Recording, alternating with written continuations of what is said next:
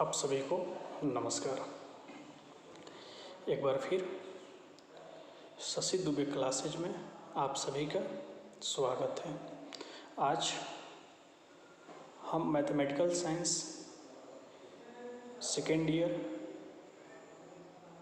के मेथड के बारे में स्टडी करेंगे और इम्पोर्टेंट टॉपिक है। हम इससे पहले जो वीडियो बनाए थे उसमें curriculum, meaning, concept, definition, importance के बारे में, नीड्स के बारे में चर्चा किए थे। आज जो हम इस वीडियो में चर्चा करेंगे डिफरेंट टाइप्स ऑफ कैरिकुलम, विभिन्न प्रकार के पाठ्यक्रम। तो जनरली जो डिफरेंट टाइप्स ऑफ कैरिकुलम हैं उनमें कुछ इम्पोर्टेंट हैं, जैसे इससे पहले भी वीडियो में हम एक्सप्लेन किए थे, लेकिन थोड़ा सा उसको इस वीडियो में भी हम बताना चाहेंगे कि कौन कौन से किस तरह के टाइप्स ऑफ कैरिकुलम में आते हैं, और ख़ासकर मैथमेटिकल साइंस सब्जेक्ट में कि कैसे कैरिकुलम होने चाहिए। तो सबसे पहले तो हम बात करते हैं विषय प्रधान पाठ्यक्रम। आप जिस सब्जेक्ट के पाठ्यक्रम के बारे में बात कर रहे हैं, जिस सब्जेक्ट का कैरिकुलम डेवलप करने जा रहे हैं, उस कैरिकुलम को डेवलप करने के लिए आपको उससे रिलेटेड टॉपिक या उससे रिलेटेड मटेरियल्स या उससे रिलेटेड सब टॉपिक्स होने चाहिए। तो हम सबसे नंबर फर्स्ट जब बात करते हैं विषय प्रधान पाठ्यक्रम, सब्जेक्ट सेंटर्ड कैरिकुलम, जो फर्स्ट नंबर पे आता है सब्जेक्ट सेंटर्ड कैरिकुलम। इसमें जो इसका मेन ऑब्जेक्ट्स होता है कि जो भी स्टूडेंट्स होते हैं उनको सब्जेक्ट से रिलेटेड उनको इंफॉर्मेशन, नॉलेज और कंसेप्ट, उनकी समझ को डेवलप किया जाता है। अगर कि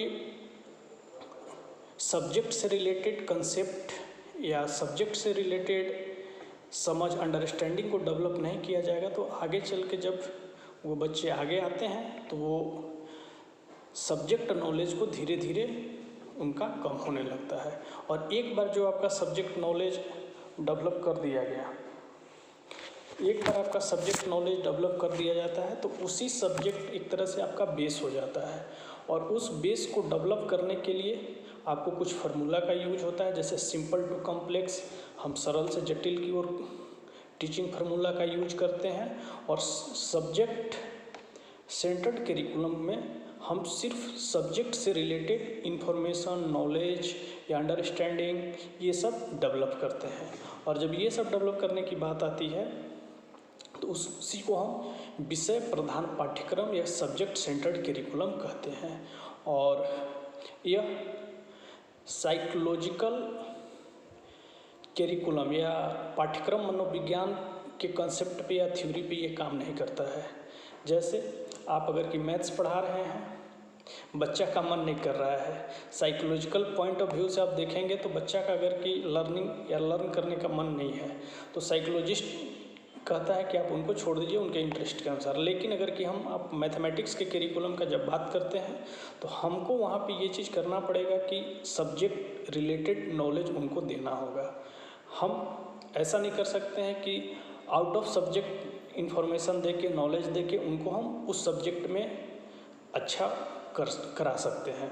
तो स्टूडेंट के डेवलप करने के लिए, उनके अंडरस्टैंडिंग पावर को बढ़ाने के लिए हम सब्जेक्ट सेंटर्ड कैरिकुलम की बात करते हैं या सब्जेक्ट कैरिकुलम जैसे पाठ्यक्रम का कंस्ट्रक्शन या निर्माण करते हैं। उसके बाद जो सेकेंड है आपका बाल केंद्रित पाठ्यक्रम, चाइल्ड सेंटर्ड कैरिकुलम। चूँकि जब हम चाइल्ड सेंटर्ड कैरिकुलम का बात करते हैं तो जनरली आप देखेंगे कि भारत में एक जो ट्रेडिशनल एजुकेशन, चाहे परंपरागत शिक्षा व्यवस्था थी, वहाँ पे हम चाइल्ड सेंटर्ड कैरिकुलम को न करके टीचर बेस्ड कैरिकुलम वहाँ होता था। लेकिन जैसे जैसे एजुकेशन सिस्टम डेवलप किया और उसमें चाइल्ड सेंटर्ड कैरिकुलम की बात कही जाने लगी कि जो पाठ्यक्रम का मेन केंद्र बिंदु या सेंटर पॉइंट होता है किसी भी कैरिकुलम का, मेन सेंटर पॉइंट आपका स्टूडेंट्स हैं। और यह साइकोलॉजिकल थ्योरी और कंसेप्ट पे काम करता है। उसमें स्टूडेंट के नीड्स, इंटरेस्ट, उनकी मेंटल पावर क्या है, उनका इन्वायरमेंट कैसा है, ये सारी बातें छात्रों के लिए या पाठ्यक्रम से रिलेटेड होते हैं। बाल केंद्रित पाठ्यक्रम में बालक के जो छात्र होते हैं उनके हम इंटरेस्ट को देखते हैं, उनके इमोशनल कंसेप्ट को भी देखते हैं और वो किस तरह से ज्ञान प्राप्त करने का उनको प्रेरित किया जाए, वो सरलता से किसी भी चीज़ को, वो नॉलेज को गेन कर सके। कहने का मतलब कि जो चाइल्ड सेंटर्ड करिकुलम है वो पूर्णतः सेंटर चाइल्ड के ऊपर डिपेंड हो जाता है। टीचर वहाँ पे लीडिंग रोल में काम नहीं करता है। कहने का मतलब कि टीचर अपने अनुसार काम नहीं कर सकता है और करना भी नहीं चाहिए, क्योंकि जब चाइल्ड सेंटर्ड एजुकेशन या चाइल्ड सेंटर्ड करिकुलम की बात आ रही है तो उसमें हम बच्चों को सेंटर पॉइंट में रख के और उनका जो भी कंसेप्ट, थ्योरी या उनका इंटरेस्ट, उनका नीड्स क्या है, उनका मेंटल एबिलिटी किस तरह से है, उनका इन्वायरमेंट कैसा है, उनका किस तरह का सामाजिक परिस्थिति है, उस सारे बातों को देखकर हम चाइल्ड सेंटर्ड करिकुलम की बात करते हैं या बाल केंद्रित पाठ्यक्रम की बात करते हैं। उसके बाद कोर पाठ्यक्रम करिकुलम में आप देखेंगे कोर करिकुलम में क्या होता है कि इसका जो भी स्कूल का मेन जो उद्देश्य होता है, सामाजिक उत्तरदायित्व अधिक दिए जाते हैं और इनमें बच्चों को नॉलेज, सोशल वैल्यूज, उनके पास प्रॉब्लम क्रिएट किया जाता है और इस प्रकार के प्रयोजन से बालक का जो सोशल, कल्चरल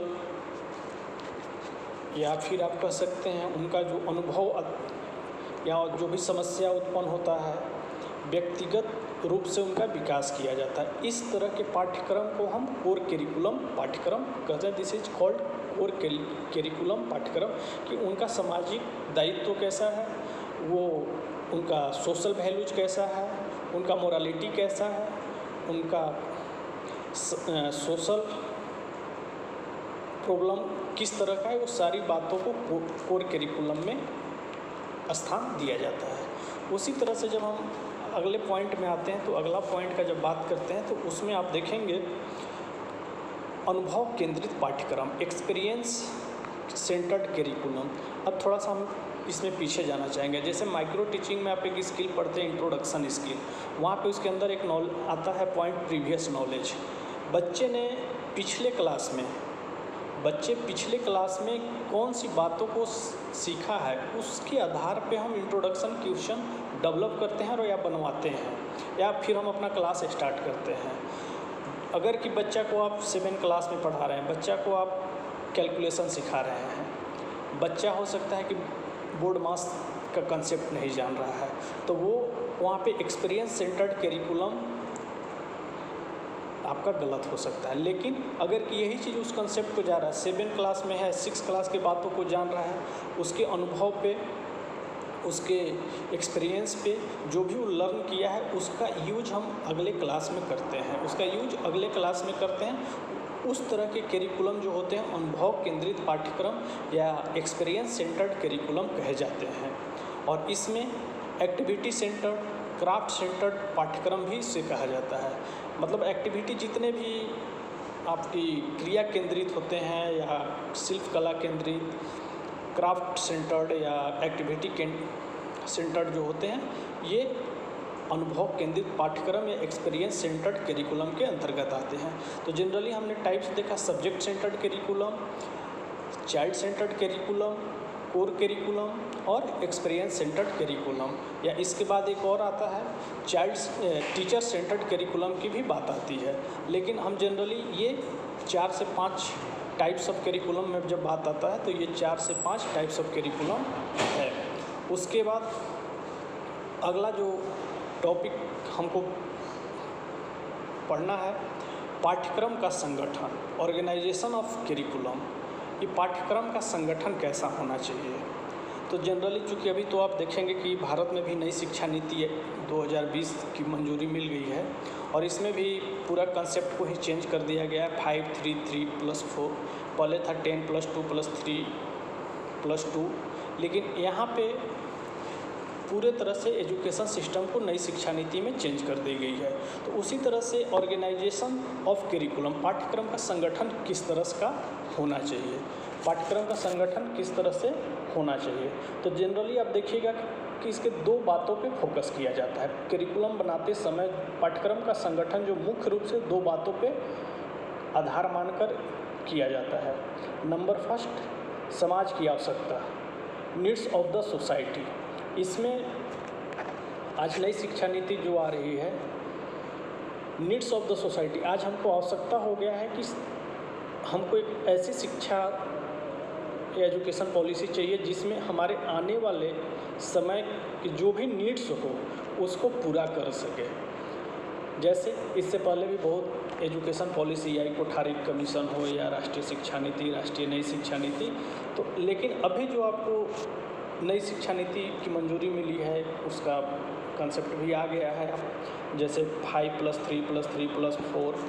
तो कहने का मतलब कि समाज की आवश्यकता क्या है। आज हम स्किल बेस्ड एजुकेशन का बात करते हैं कि हम बच्चे को ऐसा स्किल्ड कर दें कि वो आगे चल के अपना जो भी उनका नीड्स है वो पूरा कर सके। तो नीड्स ऑफ द सोसाइटी, अब समाज की आवश्यकता क्या हो सकती है। आप अगर कि समाज में रहते हैं तो आपकी आवश्यकता क्या है, तो इसको हम लोग समाज की आवश्यकता पे बोल देते हैं कि नीड्स ऑफ द सोसाइटी, कि नीड्स ऑफ द सोसाइटी में हमको क्या आवश्यकता होगा, उस तरह से करिकुलम हमको डेवलप करना है। जैसे अभी आप सपोज कीजिए कोविड-19 चल रहा है या फिर और आगे इससे भी बड़ी समस्या आ सकती है, तो उस समस्या से हम कैसे छुटकारा पा सकते हैं या उस समस्या से कैसे हमको निजात मिले, इसलिए नीड्स ऑफ द सोसाइटी की बात करते हैं। और सेकेंड नंबर जो बात आती है बालक की व्यक्तिगत आवश्यकता, needs of an individual child. अब जैसे किसी को आप एजुकेशन दे रहे हैं तो उनका नीड्स क्या है, needs of an individual child. अब जैसे आप किसी बच्चे को एजुकेटेड कर रहे हैं, उनका नीड्स क्या है, needs of an individual child. अब जैसे हो सकता है कुछ बच्चे ऐसे होते हैं जिनका नीड्स, अगर कि आप उनको एजुकेटेड कर रहे हैं तो उनका नीड्स कुछ और है। किसी बच्चे का टाइप्स ऑफ चिल्ड्रेन में नीड्स भी अलग अलग डिफरेंट टाइप से हो सकते हैं। हो सकता है किसी बच्चे का नीड्स है कि हम एजुकेशन लेके हम अपना व्यक्तिगत लाइफ इस तरह से जिए, आत्मनिर्भर बने, जो अभी मोदी जी का आ रहा है कि आत्मनिर्भर बने। तो वहाँ पे आप आत्मनिर्भर कब बनेंगे, जब आपकी जो आवश्यकता है आप उसको अपने तरह से पूरा कर सक रहे हैं। नीड्स ऑफ इंडिविजुअल चाइल्ड, तो ये दो बातों पर विशेष बल दिया जाता है, दो बातों पे विशेष बल दिया जाता है। और जो करिकुलम के जो संगठन होते हैं उसको दो मेथड का प्रयोग किया जाता है। एक नंबर फर्स्ट प्रकरण विधि, टॉपिकल मेथड, और सेकंड आपका होता है चक्राकार या कुंतल या स्पाइरल मेथड, इसको हम कहते हैं। जनरली दो तरह से मेथड का जो प्रयोग किया जाता है आपका टॉपिकल मेथड में। नंबर फर्स्ट, ये पाठ्यक्रम संगठन में दो विधियों का जो प्रयोग किया जाता है, नंबर फर्स्ट टॉपिकल मेथड और सेकंड स्पाइरल मेथड। तो टॉपिकल मेथड का जब बात हम करते हैं तो इस विधि के माध्यम से किसी सब्जेक्ट के जो टॉपिक होते हैं या कंसेप्ट होते हैं, जिस कक्षा में हमको शुरू करना है, जिस क्लास में हमको शुरू करना है, पूर्ण रूप से उसी कक्षा में समाप्त भी कर दिया जाता है। जैसे एक एग्जाम्पल के तौर पे लेते हैं, हम क्लास 9th या 10th का बात करते हैं। अगर कि नंबर सिस्टम या फैक्टर्स या बैंक डिपॉजिट्स जैसे टॉपिक से संबंधित अगर कि हम सिंपल टू कॉम्प्लेक्स समस्याओं का सॉल्यूशन करते हैं तो ये हाई स्कूल तक इसको ख़त्म कर दिया जाता है, इसको हाई स्कूल तक ख़त्म कर दिया जाता है, क्योंकि इसमें टॉपिक मेथड के माध्यम से एक ही प्रकार की जो प्रॉब्लम एराइज किए जाते हैं बच्चे के सामने, इस प्रकार बालकों को जो भी रूल, कंसेप्ट या फार्मूला का रेगुलर एक्सरसाइज या आप अभ्यास कराए जाते हैं, वो प्रकरण भी उसी की समझ में भली भांति आ जाते हैं और उनको आगे चल के हम फिर कोरिलेट करते हैं। आगे चल के क्या करते हैं, कोरिलेट, सहसंबंधित करते हैं, कोरिलेट करते हैं। तो ये आपका टॉपिकल मेथड हुआ। और उनकी जो मेंटल पावर होती है, उनकी मैच्योरिटी होती है, वो जनरली छोटे कक्षाओं में बच्चों की थोड़ा कम होता है, लेकिन जैसे जैसे वो आगे बढ़ते हैं उनका मेंटल पावर, जिस सब्जेक्ट का भी हम बात कर रहे हैं, वो धीरे धीरे इंक्रीज हो जाता है। और ये इंक्रीज करने का काम टॉपिकल मेथड के माध्यम से टीचर करते हैं अपने सब्जेक्ट का। अब जैसे किसी भी सब्जेक्ट का जब बात करते हैं, आप अगर कि मैथ्स के टीचर हैं, साइंस के टीचर हैं और किसी और अदर सब्जेक्ट के टीचर हैं, तो वो टीचर ही उस के मेंटल पावर को इंक्रीज करते हैं, उनकी मेमोरी पावर को इंक्रीज करते हैं। अदरवाइज कोई भी दूसरे सब्जेक्ट के टीचर दूसरे सब्जेक्ट का मेमोरी पावर या उनके डेप्थ नॉलेज को नहीं बता सकता है। तो इस तरह से टॉपिकल मेथड में क्या होता है कि जो भी हम बच्चे को पढ़ा रहे हैं जिस कक्षा में, उनके अंदर ऐसा कंसेप्ट डेवलप कर दिया जाए, ऐसा रूल डेवलप कर दिया जाए, ऐसा फार्मूला डेवलप कर दिया जाए कि आगे चल के वो उसका यूज कर सके। अब जैसे एक हम टॉपिक लेते हैं 9th-10th का या 7th-8th में भी वो टॉपिक आता है, जैसे हम इंटरेस्ट के बारे में पढ़ते हैं।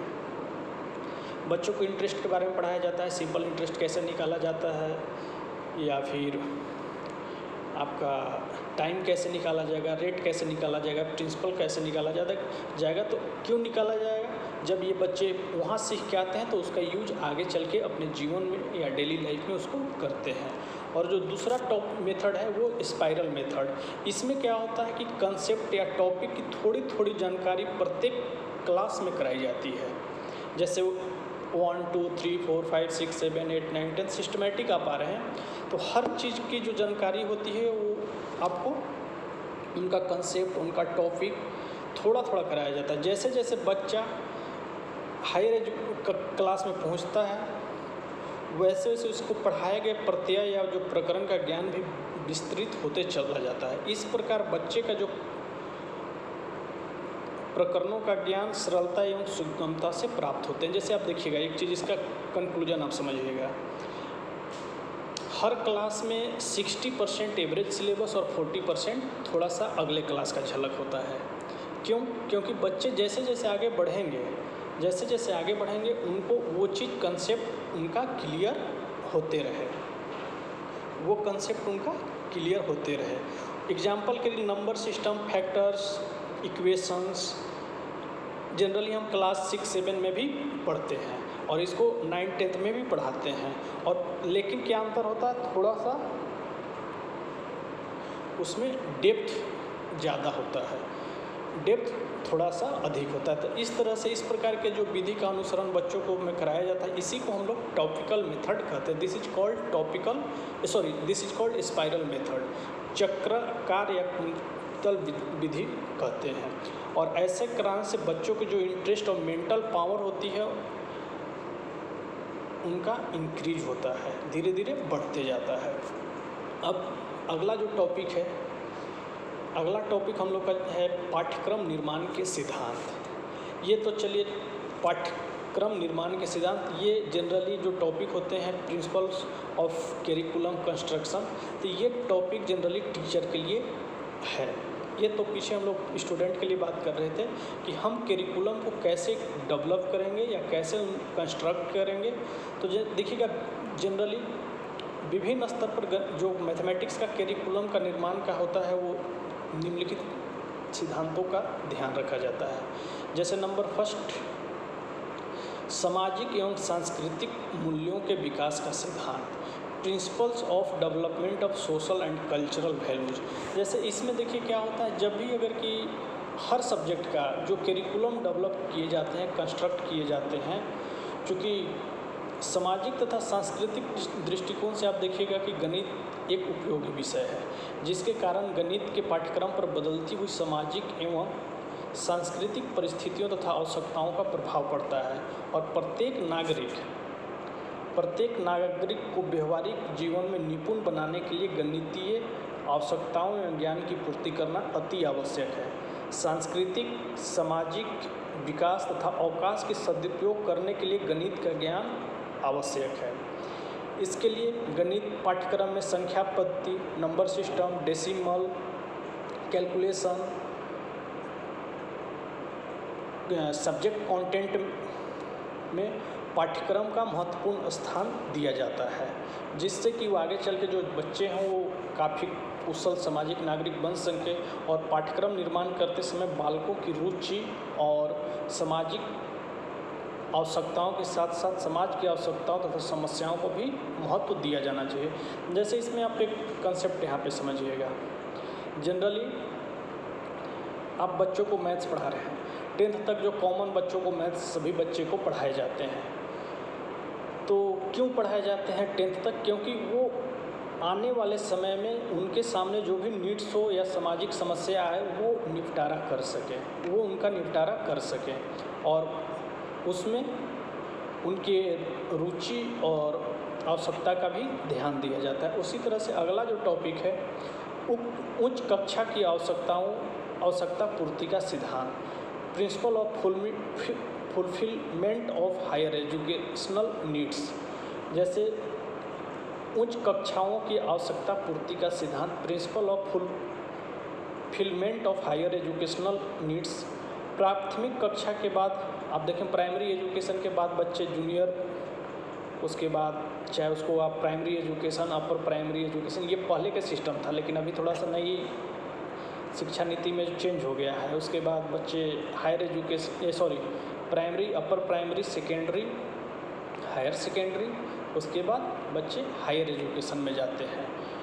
तो तात्पर्य है कि शिक्षा किसी एक विशेष विद्यालय स्तर की उच्चतम सबसे कक्षा में समाप्त नहीं हो जाती। इसलिए पाठ्यक्रम का निर्माण करते समय उन सभी कंसेप्ट, टॉपिक, रूल्स, थ्योरी को उचित स्थान देना चाहिए जिनकी आवश्यकता उच्च ज्ञान की प्राप्ति करने में सहायक हो। इस टॉपिक को थोड़ा सा आप ध्यान से समझिएगा।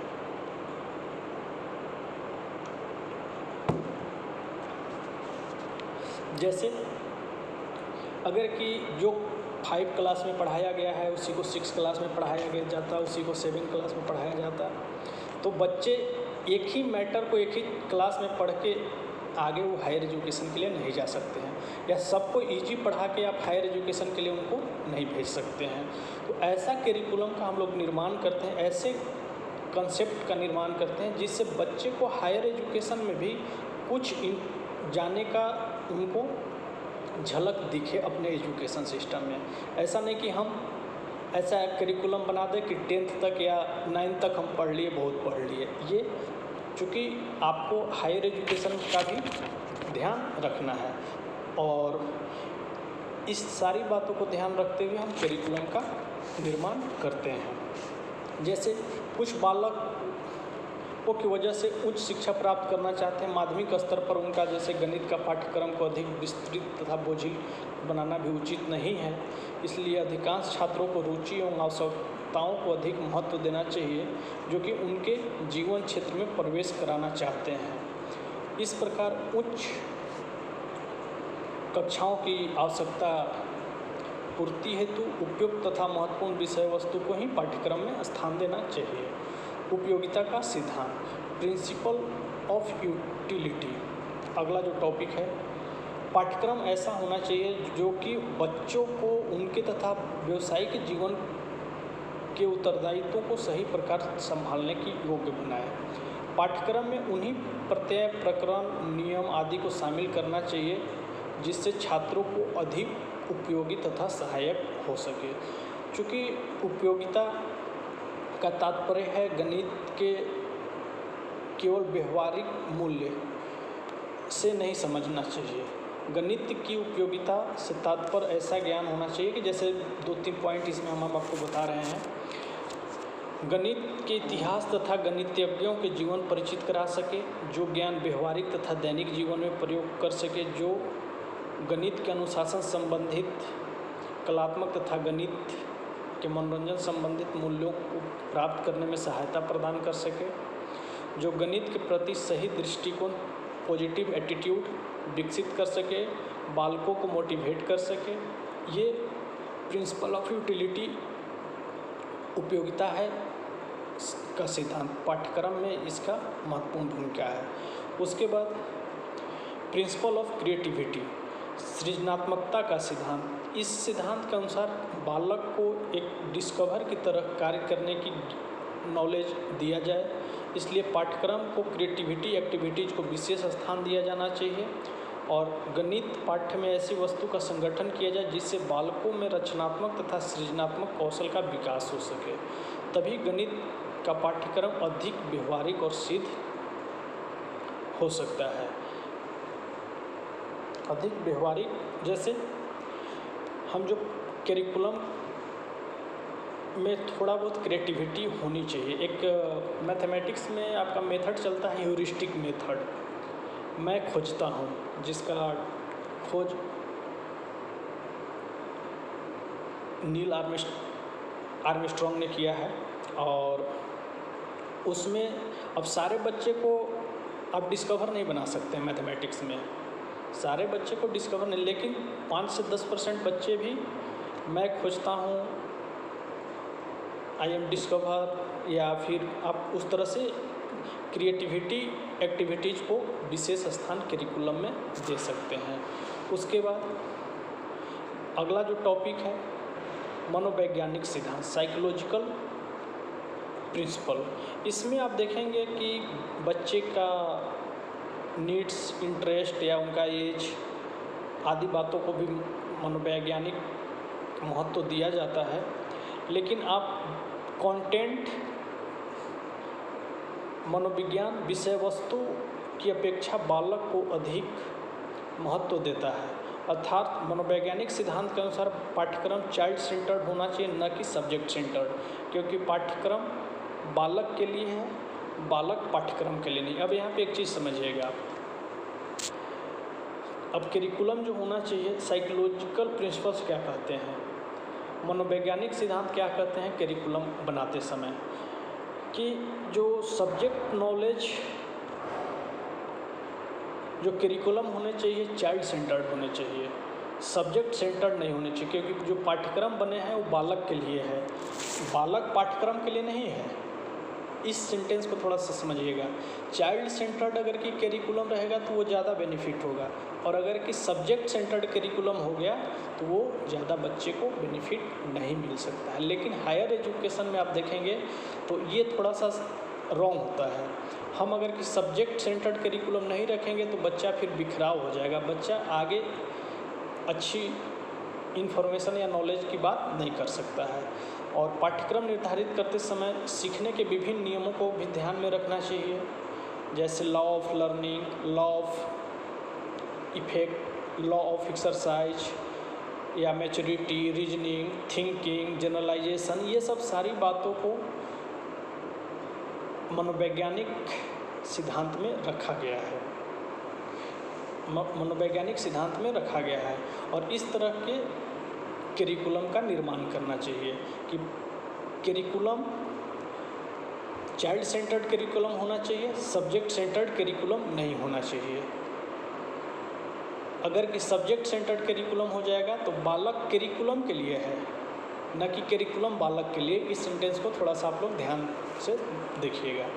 उसके बाद अगला जो थ्योरी है लचीलेपन का सिद्धांत, जो करिकुलम में अक्सर इस बात को उठा जाता है कि प्रिंसिपल ऑफ फ्लेक्सिबिलिटी, किसी भी करिकुलम में कितनी फ्लेक्सिबिलिटी है, क्योंकि विद्यालय समाज का प्रतिबिंब प्रस्तुत करता है और हमारा समाज परिवर्तनशील है, इसलिए आवश्यक है कि समाज तथा बच्चों की आवश्यकता अनुसार पाठ्यक्रम में समय समय पर परिवर्तन होना चाहिए।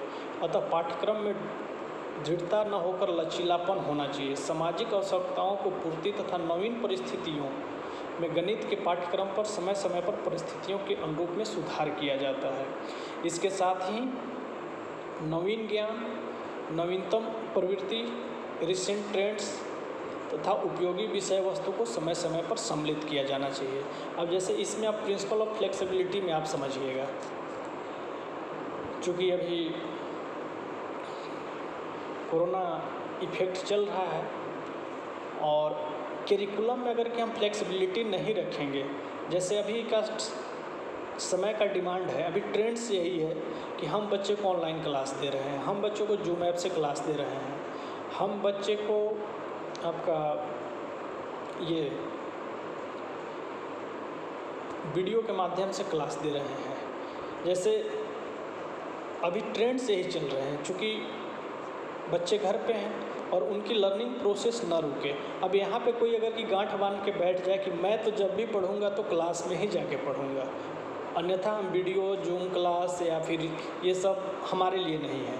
तो इस तरह के जो कंसेप्ट अगर कि किसी बच्चे में या किसी स्टूडेंट में आ रहा है तो ये कंसेप्ट आगे काम नहीं करेगा, क्योंकि अभी का जो ट्रेंड्स है, पहले क्या था उस बात को आप भूल जाइए, पहले क्या था उस बात को आप भूल जाइए। अभी का जो ट्रेंड्स चल रहा है वो क्या है उस बात को आप ध्यान रखिए।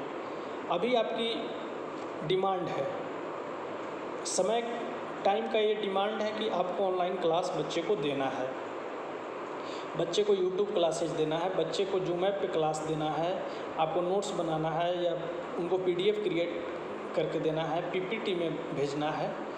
तो ये डिमांड है। अगर कि ये डिमांड है, इस डिमांड से अगर कि आप अलग हट रहे हैं तो फिर आने वाले समय में दिक्कत हो सकता है। तो जो भी समय, जैसा समय के अकॉर्डिंग हम लोग चलते हैं, हमारे अनुसार समय नहीं चलता है। तो प्रिंसिपल ऑफ फ्लेक्सिबिलिटी, जैसे अभी बात आ रही थी कि कुछ सिलेबस भी कोविड-19 इफेक्ट के चलते सिलेबस को भी कुछ कम किया जा सकता है।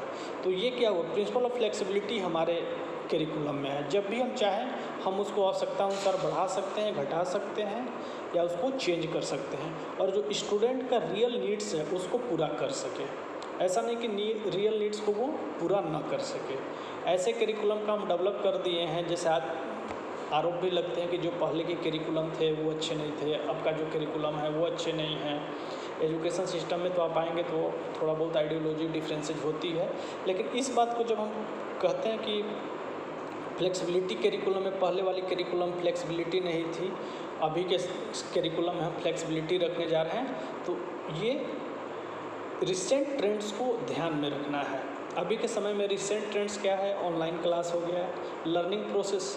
ऑनलाइन क्लासेज में कुछ थोड़ा बहुत दिक्कत आ रही है, लेकिन उस जो दिक्कत आ रहा है, समस्या आ रहा है, उसको हम धीरे धीरे कम कर रहे हैं, उसको धीरे धीरे कम कर रहे हैं। और आने वाले समय में हो सकता है कि ऑनलाइन क्लासेज ज़्यादा फेमस हो जाए और आपका समय भी बचाता है। तो ये रिसेंट ट्रेंड्स हैं, ये इसी को हम प्रिंसिपल ऑफ फ्लेक्सिबिलिटी का नाम देते हैं।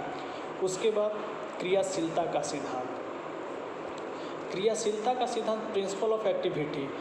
चूँकि गणित का पाठ्यक्रम किताबी तथा सैद्धांतिक होने की अपेक्षा एक्टिविटी सेंटर्ड होना चाहिए। विषय वस्तु या सब्जेक्ट कंटेंट के जो नेचर होते हैं, प्रैक्टिकल हो, प्रैक्टिकल वर्क को विशेष महत्व दिया जाए। कम बच्चे को प्रयोगात्मक कार्य के ही पाठ्यक्रम का आधार बनाना चाहिए। या फिर गणित सब्जेक्ट जैसे नीरस, कुछ लोग कहते हैं कि नहीं सब्जेक्ट बहुत नीरस हो जा रहा है, ऐसे हो रहा है, या फिर मेजरमेंट, काउंटिंग, गेसेज या और तरह के निष्कर्ष जो करिकुलम करते समय ध्यान में रखा जाना चाहिए। अतः गणित का जो पाठ्यक्रम है, करके सीखना, लर्निंग बाय डूइंग पे ज़्यादा फोकस करना चाहिए। आप जितना करके सीखेंगे, लर्निंग बाय डूइंग, उतना आप कंसेप्ट या थ्योरी पर आप नहीं सीख सकते हैं। उसके बाद व्यापकता तथा संतुलन का सिद्धांत, प्रिंसिपल ऑफ कॉम्प्रिहेंसिवनेस एंड हार्मोनी। इसमें एक व्यापकता का सिद्धांत होना चाहिए। आप जितना कॉम्प्रिहेंसिव, वाइड एरिया से सोचिएगा,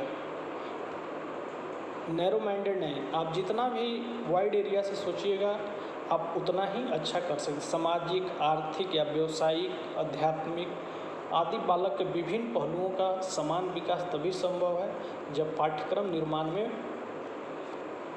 व्यापक रूप से किया जाए और बालक के व्यक्तिगत आवश्यकताओं या रुचियों को ध्यान में रख के किया जाए। उसके बाद अगला जो है परंपराओं का सिद्धांत, परंपराओं के ज्ञान का सिद्धांत, द कंजर्वेटिव प्रिंसिपल। देश, समाज वर्तमान अतीत पर निर्भर करता है, भविष्य के लिए जीवित रखता है। इसलिए समाज के लिए अतीत, भविष्य अतीत, वर्तमान और भविष्य तीनों की आवश्यकता का महत्व देना चाहिए।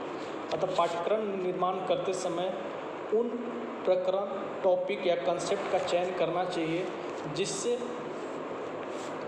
आपका आने वाला समय छात्रों के लिए यूजफुल हो, उनका फ्यूचर ब्राइट हो, वो उनका अच्छा से परंपराओं की जानकारी ले सके। इस बात को थोड़ा सा समझिएगा।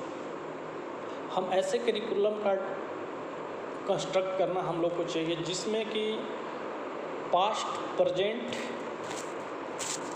और फ्यूचर तीनों की झलक दिखे।